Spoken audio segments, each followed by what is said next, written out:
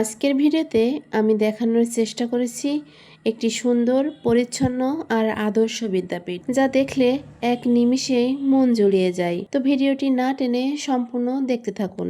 আজ আমি আপনাদের যে দৃশ্যটি দেখাচ্ছি, এটি যশোরের শার্শা উপজেলার ডিহি ইউনিয়নের প্রত্যন্ত গ্রাম অঞ্চলের একটি স্কুল, ট্যাংরালী সরকারি প্রাথমিক বিদ্যালয়।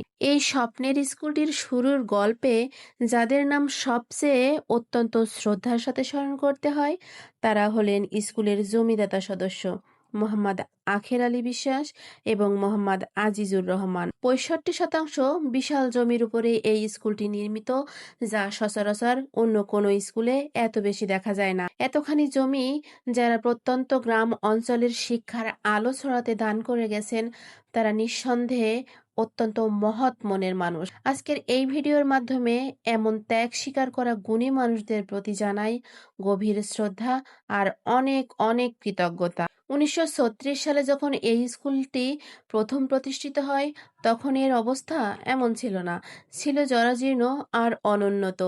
স্কুলের সামনে ছিল কাদা মাটি, যা ছাত্রছাত্রীদের পড়াশোনার জন্য একদম অনুপযোগী। এমনকি পাশের যে রাস্তাটি এখন সেখানে একসময় এত কাদা হতো যে এই রাস্তা দিয়ে হেঁটে চলতেও মানুষ ভয় পেত।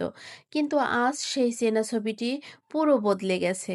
এখন চারপাশের পরিবেশটা যেমন চমৎকার, তেমনি পুরো স্কুলটাই একটা বড় সীমানা প্রাচীর দিয়ে ঘেরা, যেখানে বাচ্চারা একদম নিরাপদে ও নিশ্চিন্তে থাকতে পারে। বিদ্যালয়ের ঠিক সামনেই রয়েছে একটি চোখ জোড়ানো ফুলের বাগান। ফুল তো সৌন্দর্যের প্রতীক, যা দেখলেই বাচ্চাদের মন এমনিতেই ভরে ওঠে। তবে এই স্কুলের সবচাইতে চমকপ্রদ আর অনন্য বৈশিষ্ট্য হলো এর ভেতরে ছোট্ট চিড়িয়াখানাটি, যেখানে বেশ কিছু চমৎকার প্রাণী রয়েছে এবং প্রশাসনের একটু সহযোগিতা পেলে আরও কিছু নতুন নতুন প্রাণী আনা সম্ভব। এছাড়া প্রত্যন্ত গ্রাম অঞ্চলের স্কুল হলেও বীর শহীদদের স্মরণে এখানে সাদৃশ্য রয়েছে শহীদ মিনার, যা প্রত্যেক শিক্ষা প্রতিষ্ঠানে থাকা উচিত। ভেতরের শ্রেণীকক্ষগুলো দারুণভাবে সুসজ্জিত। এমন সুন্দর পরিচ্ছন্ন পরিবেশে পড়তে পেরে বাচ্চারা সত্যি অনেক বেশি স্বাচ্ছন্দ্য বোধ করে। এই আমূল পরিবর্তনের পেছনে যিনি নেপথ্য কারিগর হিসেবে কাজ করছেন, তিনি হলেন স্কুলের প্রধান শিক্ষিকা ফেরদৌসী রহমান।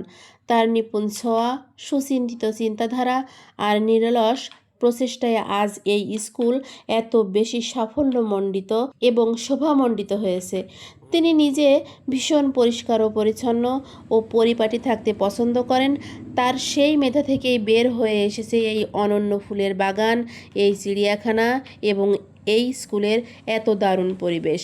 এমনকি শহীদ মিনারের নিচের লেখা থেকে শুরু করে বিদ্যালয়ের দেয়ালে অনেক লেখার কাজ তিনি পরম মমতায় নিজ হাতেই করে গেছেন। স্কুলের এই চমৎকার প্রাকৃতিক পরিবেশ তৈরি করা, বিদ্যালয় সুসজ্জিতকরণ এবং ছাত্রছাত্রীদের পড়াশোনার মান উন্নয়নে অসামান্য অবদান রাখার জন্য তিনি যশোরের শার্শা উপজেলার 125টি বিদ্যালয়ের মধ্যে শ্রেষ্ঠ প্রধান শিক্ষিকা নির্বাচিত হয়েছেন।